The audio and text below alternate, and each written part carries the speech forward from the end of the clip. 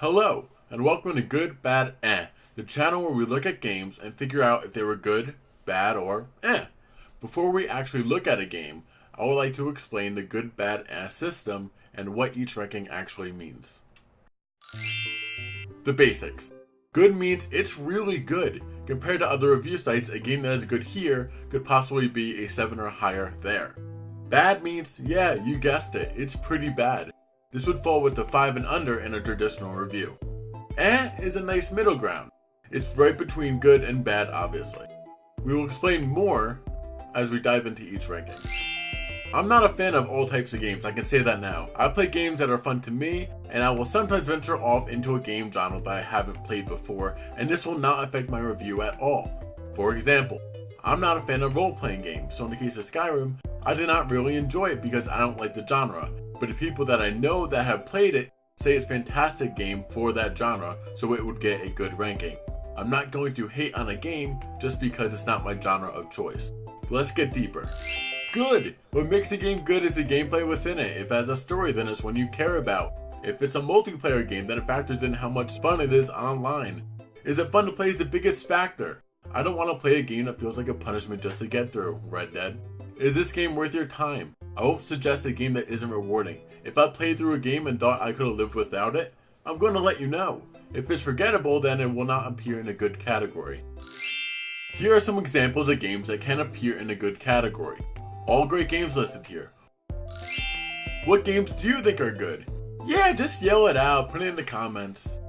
Oh, really? You think so? Bad! These games shouldn't have been made, or they failed on a promise by the developers. Games that just didn't fire on all cylinders, and they didn't have any redeeming traits about it. Was the story worth playing? Is the online just not rewarding? Was it a chore to play? All of these things come into factor when thinking about why a game is bad. Here are some examples of games that can appear in a bad category. Just lowest of the low, forgettable experiences that you wasted possibly $60 on, unless you get the collector's edition like me for the extra $90. Just because a bad game is fun, it can still be a bad game. If you go see a shitty horror movie, and it's so bad you're laughing throughout the whole thing, you would still consider it a bad horror movie.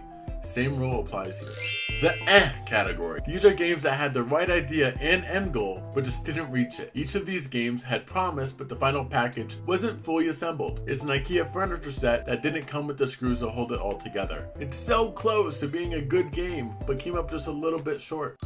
These games can be featured in the eh category. Oh, how these games could have been great. Legendary even. Maybe even game of the year if there wasn't a game about a god learning how to be a father. What a shame. Eh can also feature games I particularly didn't enjoy, but I did see some things in them that I appreciated. For example, Destiny 2, I really liked the shooting mechanics and the environment, but the story didn't grab me.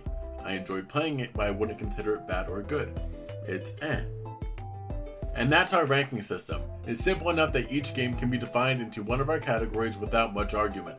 The first video will be coming out shortly, so in the meantime, follow us on all social media so you can get updates on when the videos are coming out and get a tease as to what game will be featured in each week's episode.